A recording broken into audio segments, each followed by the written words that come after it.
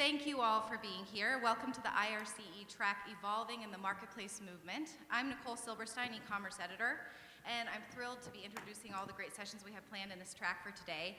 I've been covering the marketplace movement extensively for a while now, and it's been really fascinating to see how it's evolved over the last couple of years in particular. Our content today really reflects that evolution and how brands and retailers can embrace new opportunities in this space. To that end, we're setting the stage with a great presentation featuring Jas Krdzalic, Senior Director of Marketplace Strategy at Albertsons, which I'm sure you all know is one of the largest grocery stores in the US, and Bob Schwartz, serial entrepreneur and builder of tech and commerce brands like Nordstrom.com and Magento. They're going to dig into the evolving marketplace landscape, the new opportunities for customer acquisition and brand expansion, and where disruption might take place to the future. So please join me in welcoming Jas and Bob. Thank you. Oh, I'm on. You on? I think I'm on. All right. Can you hear me? Thanks for your attention and for being here. We know we're not Joe Biden, but we heard he's showing up here later on. We have a rule. I have a rule when we do panels or anytime I do a keynote or I'm in front of people or I'm doing MC, I count the amount of people in the room times the amount of time that we take, and it's generally 45 minutes, and that's a responsibility of ours to make sure we deliver value during that time. But that sounds serious. Let me tell you what I actually do whenever I'm creating these events and things. I send around a clip of Jerry Springer, and you see people throwing things. Panels are hard. Discussion, the fire chats are. I promise that will not happen. We're hoping it'll happen. So towards the end, even though maybe we're not supposed to, we may have some questions, and so we'll probably open it up in the last 10 or 15 minutes and see what we can do about that. So well, that takes care of that. And then let me see, we got this right here. There we go. So as you heard, I love building great companies and brands, and they're all at the intersection of retail, commerce, and technology. My mission's been to enable success of others, and when you look at a company like Magento, sure, it's sold twice, and it's a great company, and it's a great product, but my real metric for that is probably 1 million people wake up every day and make a living because it exists. Great companies have been built on top of it. I love that. The same with W Promote Digital Agency that I'm on the board of, and we were 35, and now we're 850 people. Good 360 is not-for-profit. Maybe we'll touch on a little bit because there's some commonality around there. We bring in excess inventory and make it readily available to other not-for-profits. And Sundance, you know that brand's about enabling others, enabling artisans. It's the Redford brand enabling others, artisans' success, right? And you've got the film festival, you've got a bunch of the different properties, and I'm on the store, catalog, and internet side of it. So I just want to give you, when you sit at these things, you want to know who the hell, and look, I haven't been in front of a lot of you ever, and haven't been in front of you for a while, so I figured giving you a little bit of credibility where I came from and who I am, I thought I'd share that with you. But what I really want to talk about is my friend Jas over here, right? You look at that background, bodybuilding.com, Federal Reserve Bank, and Micron Technology, and he's now building out the marketplace business for Albertsons, which is amazing, a $60 billion plus per year company. Yep. Jas, Federal Reserve. Yeah, you just ruined the whole presentation. Nobody wants to talk about marketplace. Inflation, should that be the topic today, maybe? I think that would probably go a long way. Yeah, I serve as a director on Federal Reserve Bank, as one of the board members, and highlight of a professional career, certainly you can imagine the value that brings not only to the United States economy, but to all the other businesses that participate in it. It's been awesome. So yeah, I do get to have that little badge of honor as part of the equation. It's ruined plenty of dinner parties, as you can imagine, when you sit there and people go, "You raised my mortgage rates." That's not how it works, but that's okay, right? Or people start discussing economy, and it gets a little bit tricky sometimes not to jump in because you can't share everything that you learned there. At the board meetings, do you take home samples? Of money? Yeah. Bags? When it's shredded, yeah. After it's out of circulation, right. You can take some. All right, that's good. And then I see bodybuilding.com. You were CEO of that? Yeah, CEO for 5 years. Joined the company in a different role. Set of circumstances led me to become a CEO. Loved the time doing that. It was a transition for the company. At one point in time, the company was in the hyper-growth era, where they were the first game in town with the commerce and content working together. So it drew hyper-growth for about a good portion of a decade. But then, of course, the world changes. Instagram, Facebook, you can do fitness anywhere you want to, right? There's all these pop-ups of fitness boutique shops. Influencers became, they used to have to come to bodybuilding.com to become famous. Now they can become famous on Instagram, right? They don't need that anymore. So it changed the landscape. And then not to mention about our e-com business, Amazon came in, right? Right. Once Amazon decided to start selling supplements like everybody else, it changes the game. The expectations for your consumer, even though they love you, they have all this brand loyalty to you, they still go, but they deliver next day. Yeah. Right? There's always that last mile is better with them. Yeah. They don't understand. They don't lift. Right. Like you do. Right. You understand us. You are one of us. We love your content. We love your products. We love everything you do. But I'm a selfish consumer. I would like this to be delivered tomorrow. Absolutely. Right. And it becomes a big game. So you have to change and pivot in how you do it. And we spent a lot of time thinking about what do we want to do there. And we really leaned hard into our content side of things. We built up a subscription business that allows people to work out. And then, pandemic came around and we had to pivot really fast. Within about 3 months, we launched at-home workout programs within our subscription business. Right. Luckily, we owned our own content, so we were able to do that and captured what people needed at the time, which is to feel better about themselves where they're locked at home. Yeah. Right? And working out certainly helps that. So it was a great experience. I learned a lot out of it. It was my first time CEO gig, so you can imagine the chasm I had to cross. Yeah. Nothing prepares you for that job. I don't care how much schooling you get and what other jobs you've done, particularly if you're having to transform the business of the company and the culture of the company. It's a big lift. Well, you're talking about what prepares you for things. And I see bodybuilding, which is Idaho, Federal Reserve. I know you're on the western or... That's right, the 12th district, the 12th San Francisco. Yep. And then Micron, Idaho. So you sound like you're from Idaho. I'm from Idaho, yes. I know, it sounds strange, like, what's he doing in Idaho? Idaho's a great place to live, but we're full. We cannot stomach the real estate market in Idaho anymore, so no more coming in with more money than we have. No, it's been, I call it a great career limiter. Yeah. Because my family enjoys living there so much. And now, when we first started my career, it was much smaller, unknown place. Yeah. Now it has grown so significantly. Where'd you grow up? I grew up in Bosnia. I was born and raised in Bosnia. I moved to United States mid-94, toward the end of actually October of 94, after I'm sure some of you probably remember the conflict back home, right?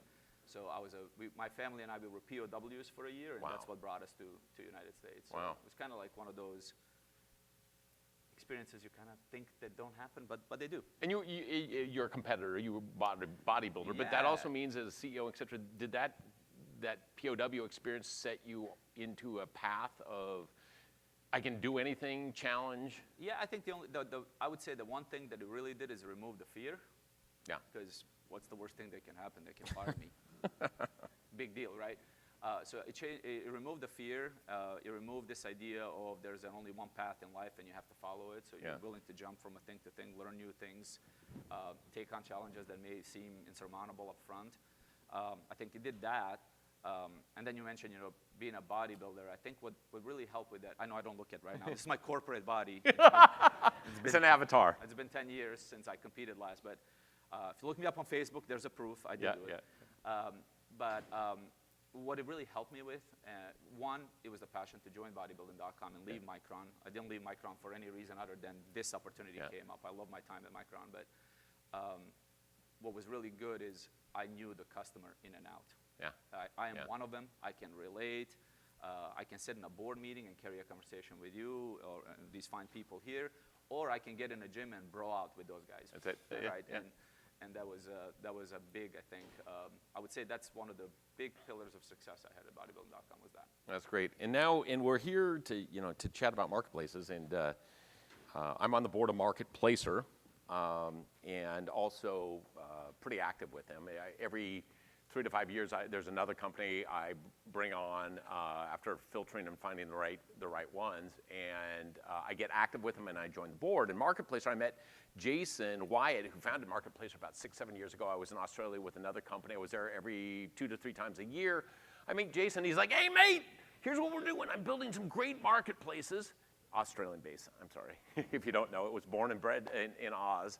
He goes, hey mate, I'm building these great vertical marketplaces, and at the same time, I'm gonna build a platform that'll allow other people to build marketplaces and have the strength around it. He goes, and what I'm going to do is I'm going to build it. We'll start to layer on new clients and customers on it. And when we're ready, I'm going to spin that out. I'm going to call you. You're going to join my board. We're going to raise some capital, and we're going to go. And that was Jason. He called me about 2 years ago. I watched him. He built phenomenal marketplaces like Bike Exchange and a couple Bike Exchange which went public and a couple others. And he spun out Marketplace, and we got capital from a bunch of very interesting groups like Salesforce Ventures and et cetera. And we've been growing. And the reason it got me excited, number one, great founder. So some of the things we're talking about is how do you build things and your career path. But great founder, great vision. He told me what he was going to do. He ended up executing on it. It wasn't a straight line. And for me, there's a lot of products and companies out there that are incremental. They will change your conversion rate 0.00003%. And we're all freaking excited about it. Or they'll get you 2 more customers every day, and we're all excited about it. Nothing's wrong with that. He's not talking about any of you. Yeah, no. It's the other guys in the other rooms. But we're excited about that. But that didn't get me up in the morning. But when Marketplacer feels a lot like that moment when I met Varian, which we turned into the product Magento, which we turned into the company Magento. It felt like that moment in time where everybody's starting to understand the next big wave of growth could be like Amazon. 60% of their businesses comes from Marketplace and et cetera, et cetera. So that's why I got on there. The problem is, and let's talk about this word marketplace. Yeah, always a very big word. Sometimes has even possibly a negative connotation for a consumer, where they think, oh yeah, that's where the company throws stuff that they think it's a long tail, or they didn't really spend a lot of time on it. So it's really important that when you talk about marketplace, you have a very intentional reasoning for why you want to build it. Right. So I'll personalize this for everybody. Why did you join Albertsons? Yep. Why do this job, right? That's, for some people, it's like, oh, it was a job. For me, that was not it. Wait, I'm interviewing. Why'd you join Albertsons? Oh, thank you. Thanks, Bob. Yeah. When I was deciding what I want to do next with my life, I was really looking at opportunities that are not already won, the battles that are not already won. As you mentioned Amazon, we all know, I'm sure there's somebody from Amazon in the room, or at least they worked there at one point in time. They've kind of conquered the world of logistics. They kind of conquered the world of online shopping. They conquered the world of selection. They've done all those things already. The one area where they haven't conquered it, or nobody has yet conquered it online, is grocery. And what is bought more often than grocery? Nothing. Right? You think about it every day. You eat it every day. You consume it every day. You need it every day. It's not something that you can avoid buying. You will always be in it. And I'm obviously familiar with Albertsons. They're headquartered in Boise, Idaho. Right. I've lived there, so I knew that. And through my network, I learned that they are interested in building up a marketplace, right? And for me, that was an opportunity to say, that could really be interesting, because food is so omnipresent in our lives, yet not all food that I care about is available in one place. That could be an interesting opportunity for us, and Albertsons is big enough, has a strong loyalty. That's one of the pillars of the company that I was really attracted to. Is it's all about loyalty and retention of the customer and taking care of them, and excellence in customer service. So I'm like, man, if you could really figure out a way to make this a one-stop shop for all their food needs, become a food authority, a household authority for them, Marketplace can certainly be the way to get there. So that was the exciting part. It's not already conquered. We could be the conquerors, so to speak. It's probably a negative word. We could be the providers of an awesome service in that space to our customers. So that's what attracted me to it. So yeah, when people talk about marketplace, it's just how you think about it. I think about it as an extension of the person's needs in a food for us. Right. I mean, you have different versions. You have what Amazon's doing. You have Goldbelly, or in Australia they Marketplace birthed one called Providor, which is kind of generally the same model. So it's a vertical marketplace. DoorDash, is that a marketplace? Yeah, because it connects the consumer with a buyer, but it's a service that they provide. This feels to me a little bit different. It feels more like it is your home. Albertsons is your home. But we also have more than that. We have partners that can serve you in a way that we serve you and give you the value. Your conversation about Albertsons and joining it, again, feels a lot like when when we did Magento, or when I did Nordstrom. You were at this moment in time, and everybody knows there's another growth point coming called the internet. How do we do it? How do we conquer it? And you have a giant asset.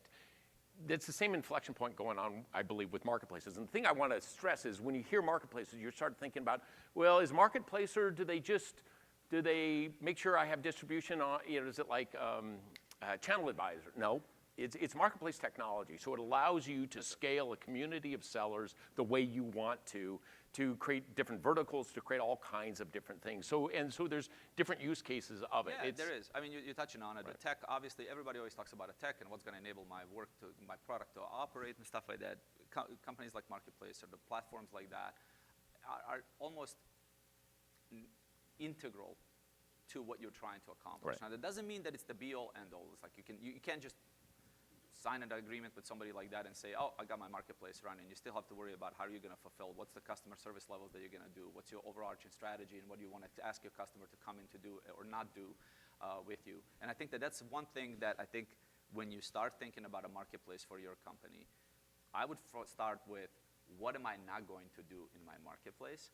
Because marketplace allows you this opportunity to do everything. Why wouldn't we sell furniture, right? Couldn't we just put this on? Yes, Right. you could. Yes, you could. But what's the value proposition that you're trying to deliver to your customers? So I think deciding what you don't want to be when you grow up in a marketplace is the first step. Who is going to be my integrator and a partner to help me get that done so that the sellers have an easy time getting in? Because keep in mind also that, yes, you're serving your customer, and it's always going to be the priority. And if you have to flip a coin for who matters the most, consumer always wins. But you got to take care of your seller too in a marketplace. Your sellers are your partners. This is who you're going to marriage with now to serve your customers. They have to feel like there's a pathing for them in this journey with you in a marketplace, that it's easy. And that's where the technology integration plays it. Companies like Marketplace are extremely helpful, because building that from scratch, I don't even know where we would start. We'd launch 50 years from now. That's right. So you go to Albertsons, and they have this as an initiative already, I assume? It was just bubbling up. It was just bubbling up. Right. Call it a discovery, call it a ideation. You have people that have joined the company to make the digital Right. revolution happen, that understand it, that want it to be there, and now we're just doubling down and moving forward. I know the core DNA of Albertsons is strong culture. It's a phenomenal company. Absolutely.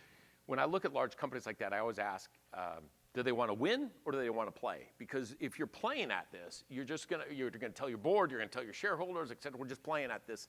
You're not committed. You're competing against the vertical guys and companies that are coming all out. Is that, you feel like Albertsons committed to that? How do you have your own org? What's it look like? Yeah, well, hopefully my preamble of who I am told you I don't join a company if they're not committed to it. Yeah, right. It would be silly. Why would I do that, right? You don't want to take your career into places where it's just, dabbling in something, dipping your toe in the water. No, commitment is there, and I think the commitment is there because the one overarching objective for our company, which is this customer service leveling and experience of the loyalty that is deeply, deeply rooted into DNA of the company. Food feels such a transactional model, yet in my first 100 days in the company, it has not felt transactional at all. It's felt extremely experiential. It has felt almost connected in a ways. I know I'm using a bunch of buzzwords, but they're top of mind to the consumer. And the way that a customer is being discussed and approached is not in a transactional sense. It is much more in that loyalty sense. And what else can we do? And how much more of the food experience and inspiration for people in food can we create? Give us, and I know you can't disclose the vertical you're going after, et cetera, but give us some broad examples of things maybe you looked at, or, I know you sell a lot of groceries. Yeah. Are you going to do pool floaties, or is it more food? Yeah, no, I mean, look, like every other business that knows itself, you have to start from the core and then work your way out into adjacencies. And our core is food, right? So we want to start with food. And if I think about food and the number of SKUs that are available out in the market, I just did a recent market scan, and there's like 1,500 barbecue sauces. And I'm like, wow, there is, right? And all we have consumed a different one, right? We don't carry 1,500. Could we carry 1,500? Yeah. Can't sell what you don't have, right? So is there an opportunity for a marketplace to be an opportunity for that SMB that might be having that particular barbecue sauce, and maybe my customer wants that. So if you did that, does it get just skewed up with the rest of your inventory?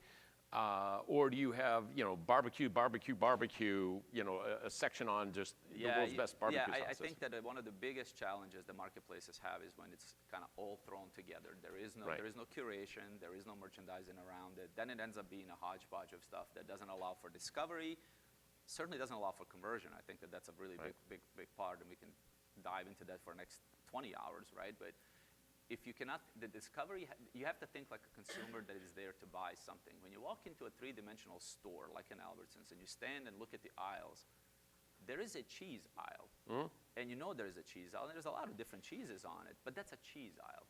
You have to create almost an experience for people in the marketplace that they know that they're staring at the cheese aisle. And they're going to be able to experience cheese in a way that they have never experienced it before. And they're going to understand that this cheese is coming from your banner and this one is coming from somebody else. But it's unique and different, and it does not compete with the one that you looked at over here. I think that the value of a marketplace is in the curation. Throwing it all together, hodgepodging it, is that. Can you have a little bit of success? Yeah, you can have a ton of traffic, but the curation and an opportunity for you to give consumer an easy pathing through the journey of building a basket, that's where I think you get real key. I mean, we're all in the business. If you're in e-commerce, one of the greatest successes is you're either a commodity, right, mass, but if you're birthing something new, you need a lever on brand. And brand can be a commodity, but it can be you can talk about your brand like a Costco and et cetera, and it can be a commodity. But you need to merchandise this. I mean, I don't think just skewing it up is the answer. I mean, you'll get some incremental sales, but you need to look at it, have merchant behind it. And to hark back to my time at bodybuilding.com, right, when I joined, I was first thing that I wanted to do is assess, like, what's wrong. Like, obviously we were like this, and now we're like this. Why is that, right? And when I was looking at it, it is this set it and let it mentality that takes over when you're in a hyper-growth mode. I think there's another company I don't want to mention right now. It's in the news all the time that had that issue. You can't just pump stuff out that it's not valuable, that it's not curated, that does not address the consumer's need at a time, and it closes a gap for that consumer. So when I think about marketplace, I don't think about it as, wouldn't it be cool if you just have hundreds of thousands of SKUs within it? What kind of SKUs? And what is your customer looking for? So there's two things that I do right up front when we're setting a strategy. Well, there's one thing that I do before anything else: make sure that there's a buy-in company-wide. Right. That's super important, and we'd check that box off. That's good. The second one is, you look at the trends in the market. What is consumer in general first looking for? So call it Google Analytics, whatever you want to do. You can look at market trends. A couple of trends that are really, really powerful right now in the space of food is ethnic and specialty foods, right? Not only are we more diverse as a population and a consumer is much more diverse as a base, there's this idea of being inspired by food. And I think COVID's helped a lot with that, because we couldn't go to events like this where we can go out to the restaurants and stuff like that. So we had to experience food at home. And whether it's, let's assume everybody social distance at home, but I'm pretty sure that they didn't, but let's say that they did. I'm from Idaho, nobody social distance. But if you have a party that you're having people come over to, you're trying to create an inspiration for them, and food's the starting point. Everything happens around the dining room table, around the kitchen island. You know that, right? Nobody hangs out in a living room. I have no idea why we even have them in the United States anymore. I've never had a party in a living room. It's always in the kitchen or around the dining room table, because that's where the food is, and food becomes the starter of a conversation, break of everything. So what's trending? People want to be inspired. They don't want to invite you over for chicken, rice, and salad anymore. They want to say, I made you a Lebanese chicken. And requires a very specific sauce that most of the grocers don't carry. Right. But specialty stores do. Right. Can I make that available to my consumers so they can be inspired? Because they got to buy the rice. They probably do have to buy bread, milk, everything that they normally get from us, and the gourmet stuff that we carry as well. But that one sauce is the starting kit. Yeah. It's like, that's going to inspire this party I'm about to have. So it's a lot more than just eating and nourishing our bodies. It's connecting, which we're desperate for, and food creates that connection for people. So what is trending? I just gave an example of some of the things that are trending. And then the second thing is you go inside your own data and you go, okay, great, that's trending. Is my customer thinking the same way, right? So validate it with your own digital footprint and your own data. Take a look at it and make sure that what percentage of your searches are for this type of product, and it's returning a null result. Right. And this is... Sorry, I almost shared the numbers, but yeah. But you can very quickly then get to your, I would call it a selection pipeline, partnership pipeline, because consumer is informing you. And I know this might sound strange to people that, oh, but what about acquisition of customers, Jas? Acquisition is secondary. If you have a large customer, if you don't have a customer base, acquisition is everything. That goes without saying, right? Or if you burn in your customer base. But we have a growing customer base that's extremely loyal, always feel satisfied. NPS scores are great. So if you have that level of it, then you first serve them and triple down on what are you going to do for them and what are they needing and looking for. And after that, you will have almost a halo effect of acquisition that starts happening, and then you can tap into the marketing channels. Interesting. So, so when you're looking at it, and the CEO and the CFO, and you're all talking about it, you want to build value. It's value for the customer. So if you don't build value, right? Yeah, Exactly. Exactly. Extracting value is a losing proposition. And that's The last 10 often seconds. missed. People don't understand it's all an equation. Almost everything in life is all an equation to build value.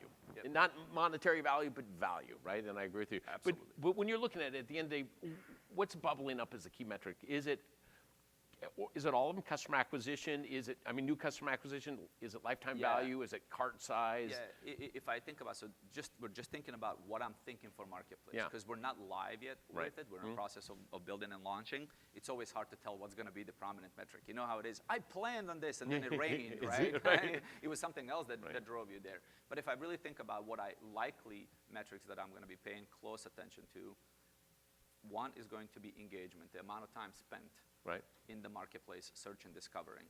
And I know that's not a converting metric. It does not directly drive to revenue, but we're in year zero. Year zero, the most important thing is that a consumer is actually interested in what you just built. And if your engagement is low, then every other metric is going to suffer from it. That's just the reality of it. And when I talk about engagement, I want to make sure nobody thinks that I'm talking about like engagement like Facebook thinks about it. I'm talking about people that have spent time searching through the catalogs, searching through the selection that you have.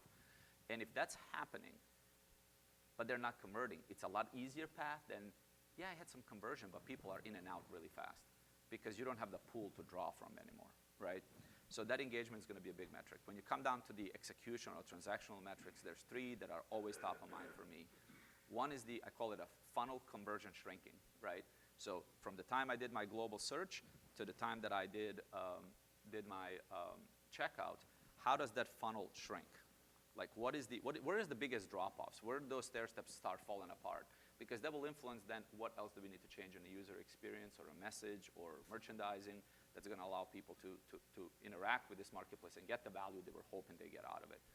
And then finally, I really always take a look at a cart abandonment rate because you're introducing something new. You have a very loyal customer base that spent a lot of time digesting your way of doing things, and now you're introducing another way of doing things. I'm sure everybody here has read the book, Who Moved My Cheese? Even when it's a positive change, people freak out because it's new and different. So you want to look at a cart abandon rate or just a kind of drop off from the funnel, and make sure that your messaging and how you're inviting people into marketplaces is the way that they want it to be invited. Very good. So there's two other major topics I want to hit on before we, kind of close out or do questions. One is the seller side, and then the other is just a conversation about stores, right? So on the seller side, when you're looking at, one of the powerful things is you have infinite ability to experiment.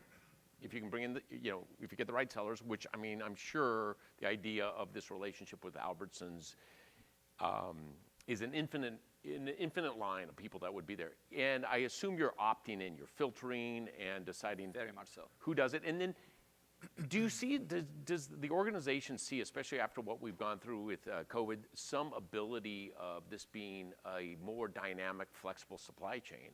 Where if somebody's out there, if one of your providers or vendors is suffering because of supply chain issues, you can surface somebody immediately. You don't have to call them, you don't have to get shipment of goods.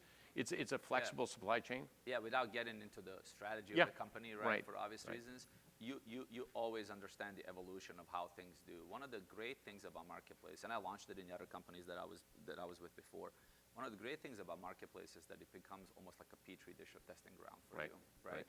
You have an ability to say, I wonder if this would work if I did it, right? And nobody wants to take that kind of a swing with their own inventory, with their working capital, with their stores. Think about it, if you try to change the layout of a store just to test something, that's a lot of money and it's risky, right? It's a risky proposition. But if you can have some proofing of the concept, if you can get a customer response that it's not giving you a false positive, that it's truly real, because you can get a lot of false positives with A/B testing, you can get a lot of false positives with surveys, right? Tell me the results you want, I'll design your survey to give you those results, right? Kind of a thing. So you got to be conscious of that all the time. Marketplace gives you the real time, not risk-free, but somewhat de-risked opportunity to test things. And the beautiful thing is that your partners in that case, the sellers, don't view it as something bad because they also are testing and learning with you. What does it really work like in a grocery versus the other marketplaces that I might be on? Because everybody knows how to operate on Amazon. I mean, simplicity of it is just silly, right? But is that consumer mentality and a psychography of how that consumer buys same as how they think about food?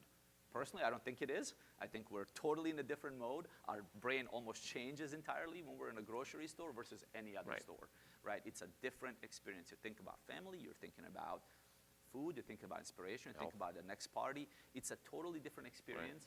And there's something about self-satisfaction and emotional satisfaction you get out of food that's so different than when you're shopping for clothing or something else.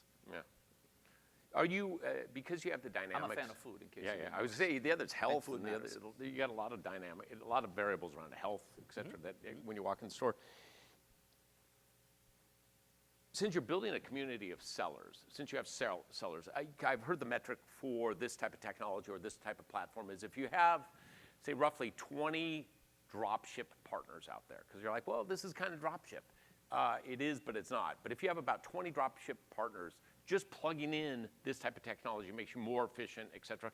But you can increase your value of the relationship. It's easier for your sellers. It's just a better, easier relationship, payments, and et cetera. Are you going to focus? Are you going to create some kind of community mojo, or is this just vendors? Don't know yet. Don't know yet because that's one of the things that I don't want to say we will do this. It will get itself done as it evolves. I do want to say something I think it's really important, not as an Albertsons, but just kind of in general, from just a market observer, if you will, on these things. I think that if you think about sellers that are participating in the market, there's one big thing that is happening to all of them today. Supply chain is broken. Yes. Right? So if I'm a seller that serves 20 different retailers, right, I have to prioritize which retailer gets my inventory, right? That can be straining on relationships. That can be difficult sometimes monetarily. It puts the retailer in a position where they consider whether you're going to be a good supplier or not. That's just the reality. Anybody here does not have a supply chain issue in their business today? Okay, that's what I thought. So you have that happening. What Marketplace allows a seller to do is prioritize themselves and say, okay, yeah, I understand that there's going to be a marketplace fee, finder's fee, commission, whatever it is that you pay every marketplace that you want to participate in. And assuming that there is no other exuberant fees being provided to those sellers, and you got to be very, very structured that you do not try to make money on your sellers if you're opening a marketplace. You make money by creating a value for your consumer. One of the worst things that I have seen done in the marketplaces is when people want to use seller as their profit center. That is horrific, right? So that is not a good way to make money in this business. So what sellers are now conscious of is I only have this limited amount of inventory. If I took that inventory and sold it myself through a channel that has hundreds of millions of customers, and all I had to do is pay some finder's fee to connect me with those sellers, that feels better than giving up 30 points of margin to a retailer that's going to sell it. Right. Like that. A lot of sellers think that way. Now, we're not talking about I'm not talking about like huge vendors in the market and a big conglomerates. I'm talking about those SMBs that are really trying to find a path to growth. This is one of those paths where they can control the supply chain relationship that they have. And for you at Albertsons, bringing up the SMBs, it's like Sundance, bringing up the new jewelry designer, et cetera. It's what your brand, it Again, changes your brand. That was market, that was not Albertsons. Right. Yeah, it was a market perspective on it, because I think it's very important for us to understand what are the pain points of the sellers, what are the pain points of the consumers, and if you can find a beautiful spot where those two things intersect, you achieve Nash's equilibrium of grocery selling, which would be amazing. Yeah, that's good. In stores, and then if you have questions, because there's a lot to unpack here, but if you have questions, now's the time, put it up. I'm good with it. Oh, because I would say, otherwise I'll keep going. I was going to ask you about stores. Terry. So we're doing specialty lighting, and we serve Wayfair, Overstock, Home Depot, Amazon, Lowe's. Where is it that you can help me? Where is it that I can help you? So you're a manufacturer or a We're an importer. importer, Specialty lighting. right? We're serving all these big accounts. Right. I would say from a marketplacer standpoint, right? I don't know that Albertsons is getting into lighting, right? Well, I can help you just from understanding the business. What Terry, right? I can see your name. What Terry's really asking here is there a marketplace opportunity for the lighting company like mine? and where would I take it? What would be that marketplace? I'm not familiar with lighting industry. I apologize for that, but it's important. Elimination matters. I would venture a guess. I would venture a guess that with a little bit of understanding of how to operate on Amazon, you could potentially have. I'm assuming that you're selling a lighting that a residential or a commercial builder or somebody can for the home, right? Whether it's a self-install by a consumer or a builder would buy it and install it for you as you build it. If that was served correctly in a marketplace like an Amazon marketplace with your own storefront, not selling it through the first party there, but I'm saying you create your own store within the store and you give it a real feel with some good imagery, some good category explanation, educate people on what illumination can do for them, because I think a lot of us just think of it as light, but it makes a difference how you light your home. We just built a home, it was a nightmare, but that was one of the good things in doing it. I think if you have a team that can dedicate a little bit of time on understanding how can they maximize that, that could be a great opportunity for a company like yours. I would explore it. And then the other side to it is at Marketplace, or since our DNA is building marketplaces, when we have a partner like Albertson's, we have the platform, we got the technology, best in class, newest code. Forrester puts us up in the upper right with a company we shall not name, just because we don't like to. But what we do is our mojo is we partner up with them. We have a step-by-step, here's when you hire this person, here's how you do things, and et cetera. So if you're building on a marketplace itself around lighting, right, we're there with you to help you build that vertical marketplace, whether it's Albertsons or some of our other large companies out there. The other side to it is on the seller side, which is an easier conversation, is in the near future, we're going to allow, in essence, sellers, if you're going to sell with one of our partners, you're going to have the opportunity to quickly sell with other partners, right? Right, so you'll have a set of our partners that are already on the marketplace or platform and be able to easily move your products within other ones, or at least offer them to the other sellers out there, the other retailers. Sorry, Terry, we're doing like Marketplace 101 in 5 minutes. Yeah. Don't.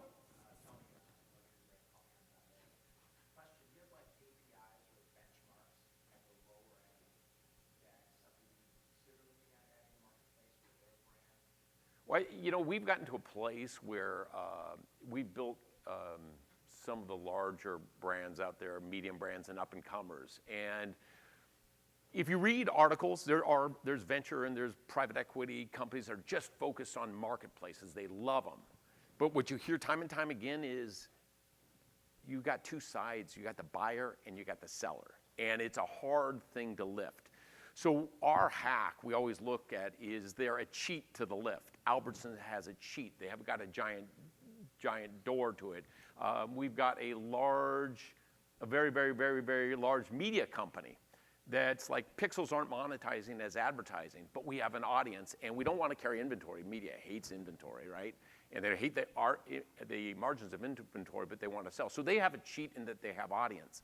If you've got certain cheats, that's easy. It's a better way. If you want to build a vertical, you know, from the get-go, you better have the right capital and right mission and right focus on it, because it's a hard lift. And we do that. We have a lot of clients that have done that with us. The in-between, it depends on what you're trying to build. I think you need to, you know, when you think about it, it's less margin than you're currently getting on your direct sale. And so you kind of got to play it out and say, how big of a business and can we get there? What would it take to get there? And we're happy to sit down and talk to you about it. So I got two questions. One might be a little quicker. Damn, he wrote them down. And the other maybe a little longer. So I guess just to understand, you said you weren't live yet, but you're allowing third-party sellers on there or drop shippers? So barbecue sauce. Are the people selling barbecue sauce going to take sales away from your existing Yeah, sales? So every marketplace is different, but in general, yes, marketplace is a third-party seller. Ours is curated in a way that it's complementary, not competing products. So if you already carry it, we don't ask for that selection. So instead of saying, here's my marketplace, it's open, come in, put whatever you want, my team curates what's going to come on our marketplace. So we're actually being Doing something that would add value. absolutely. We're being very intentional with our marketplace. Again, I've alluded to the level of loyalty that we have with our customer is something that it's been hard for me to find in other places that I've worked. So it's that deep, it's that important to us. So what we want to do is curate for them based on the digital data that we have already seen that they're asking and looking for. So what we're bringing is what a customer wants, what's trending in a market, and then being very selective to make sure that our first place market is not in competition with the marketplace. So you want to, that's how we are approaching it. You do have marketplaces like, I mean, Amazon's an open door, right? Sell whatever you want, compete, all you want, doesn't matter, right? And obviously model works, so it's just a matter of what is your business all about. And I would start with two things, because I think it's very important. One, what is the company's ethos? And you want to make sure, I already told you what ours is, the loyalty to the customer. It's all about that. So that's a big ethos. So we know that all of the tenets by which we're going to build our marketplace are going to be starting from that angle first. Right. And then the second is, what is the customer gap that you're closing? And know thy customer. Know them really, really well. Know what they want, what are they wanting. Then your strategy about what kind of marketplace you need to succeed, what kind of marketplace is going to work for your customer, almost writes itself. Obviously, I'm simplifying an extremely complex set of activities, but you guys understand that. Second question, you were talking about customer journey. So how is that different on a marketplace, versus your own website? Because obviously, they still have to have a journey. So what are some of the differences? If either of you could, talk about that. Yeah, I'll talk about it. Yeah. And finding the products. Yeah, I'll touch on it. I'd love to hear Bob's perspective on this because I think the level of experience he has, he's forgotten yesterday what I'm going to learn next year. But I think I'm old. But that wasn't the implication. That was not the implication. It was the knowledge. We talked about this. I think that the real key, again, I'm going to go back always to what you want to be, right? Sometimes marketplaces are completely separate experience from the experience that you have in your general business, from your DTC, from your retail front, because it made sense to be so. It's almost like think of it as a store within a store, or store by the store. Pharmacy makes sense. Like a pharmacy is separate, it's in the store, but it's kind of the separate piece over here. And because the consumer doesn't have to do mental gymnastics to understand that this is something different than what you have. The other way to do a marketplace is integrated model, where the marketplace exists within your experience, right? Most companies think of the marketplace in that manner. And now the key to what the difference is, and your question directly, is how soon do you inform your customer that something different is happening? You probably don't want to do it at a global search level, but once the customer clicks on the item, that might be that. You want to inform them they're in a different world now, that this is who this is provided to you by. This is you set the expectation up front. The biggest difference in experiences, they know the expectations that they have from your 1P experience. You want to make sure that in 15 seconds or less, you're able to set the expectation with them on what the marketplace is going to be for them and how this particular seller in the marketplace is going to serve them. Because you think about flexibility the marketplaces allow, sellers can choose that flexibility. Some say, I have a minimum order value to provide free shipping. Others say it's free shipping no matter what, because they have a different business model, different margins that they can draw from. Some might say, I want a flat rate shipping. All of those things become decision tree points for the consumer to decide whether they want to go. The further in the funnel you inform that this is how this is going to play out, you put them inside this other store and create that experience, the faster you're going to have a good engagement with the customer. The short of it is my experience in marketplace. When we launched Nordstrom.com, it's a very interesting story. Spun it off. We built it, grew it, spun it off as a separate company. When we did that, we announced NordstromShoes.com, the world's biggest shoe store. So in essence, it was a marketplace. I had a 3-tier supply chain, owned, side by side, and drop ship, and we built it all out. But when you went to Nordstrom.com, those shoes were integrated in, and it was just part of the same journey. When you went to NordstromShoes.com, we screamed shoes. It was all about shoes and et cetera. So we had the opportunity to own the word shoes at that time and be the world's biggest shoe store. So I don't think it's a binary answer. I think in part, if you're going to mix it in with the skewing, et cetera, it is the journey until such time, if it's important to disclose that there is a third party involved and here's how it's going to be handled, which I think in most cases it is. I hate sound like a broken record. Know thy customer, and the journey will write itself. Yeah. So I do want to close this off with, I'm proud of y'all for being in here because it's interesting. I always talk about the old guard. And how many people have been in this industry over 10 years? Yeah, that's what I thought. Okay, so when we started, The old guard was the guy or the gal that was the IT director, like, this internet thing's never going to work, and right? And we start to learn things like, less clicks is better, one email a week, and certain things. It's kind of this old guard mentality. If we are not careful, we become the old guard. If you are not careful, your team that's also been in this industry starts to hold those things to be true. When innovation points, now today at the keynote, metaverse and all that, that's kind of the weather pattern out there forming the waves sometime in the future. It's still, this is right there. It's the wave being built. And I'm proud of you all here because your minds are not old guard. You're not holding on to it. You're looking for new things to grow. Yeah. So I congratulate you all for being here. Absolutely, awesome. Thank you all for your time, and sorry it's only 45 minutes. That goes fast. Thank you for your time.